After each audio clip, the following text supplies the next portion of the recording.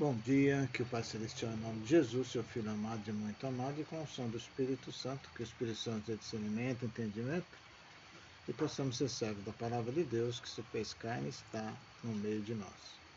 Meus queridos irmãos e irmãs que estão ouvindo esse áudio, hoje, sexta-feira, dia 14 de 2 de 2025, nós vamos estar caminhando com Jesus, e Jesus quer que nós possamos abrir nossos ouvidos e falar do Evangelho, escutar o Evangelho e falar do Evangelho.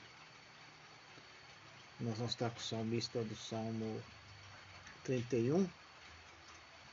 Eu confessei, afinal, meu pecado e minha falta vos fez conhecer. Disse, eu irei confessar meu pecado e perdoaste, Senhor, minha falta. Então, pelas palavras do Evangelho, seja perdoado se nós estivermos ouvindo e falando do Evangelho e agindo, né, e tendo atitude. E se Deus sabe o que nós precisamos, o que nós necessitamos, sabe também, todos os pedidos estão contidos nos nossos corações. Por nosso Senhor Jesus Cristo, vosso Filho, na unidade do Espírito Santo. Amém.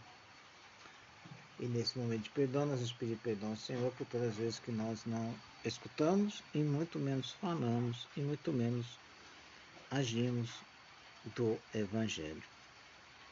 Abramos nosso coração para que a palavra de Deus entre no nosso coração enquanto terra boa, e essa terra boa produza frutos, e esses frutos nos conduzam, nos fortaleça para que nós possamos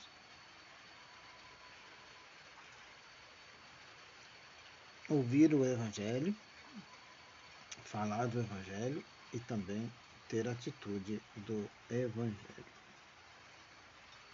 Senhor, tem de piedade de nós. Cristo, tem de piedade de nós. Senhor, tem de piedade de nós. Deus Pai todo amoroso, tenha compaixão de nós, perdoe os nossos pecados e nos conduz à vida eterna.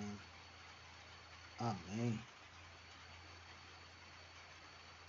E as leituras desta sexta-feira estão em Gênesis, capítulo 3, de 1 a 8. O Salmo é o 31. E o Evangelho está em Marcos, capítulo 7, de 31 a 37. O Senhor esteja conosco, Ele está no meio de nós. Evangelho de Jesus Cristo, segundo Marcos, glória a vós, Senhor. Naquele tempo, Jesus saiu de novo da região de Tiro, passou por Sidônia e continuou até o mar da Galileia. Atravessando a região da Decápole, trouxeram-lhe então um homem surdo que falava com dificuldade e pediram que lhe impusesse as mãos. Jesus afastou-se com o homem para fora da multidão. Em seguida colocou os dedos nos seus ouvidos, cuspiu com saliva, tocou a língua dele. Olhando para o céu, suspirou e disse, Éfatá, que quer dizer, abre-te. Imediatamente seus ouvidos se abriram, sua língua se soltou e ele começou a falar sem dificuldade. Jesus recomendou com insistência que não contasse a ninguém, mas quando mais ele recomendava, mais eles divulgavam. Muitos impressionados diziam, ele tem feito bem todas as coisas, ao surdo faz ouvir e aos mudos falar. Palavra da salvação, glória a vós, Senhor.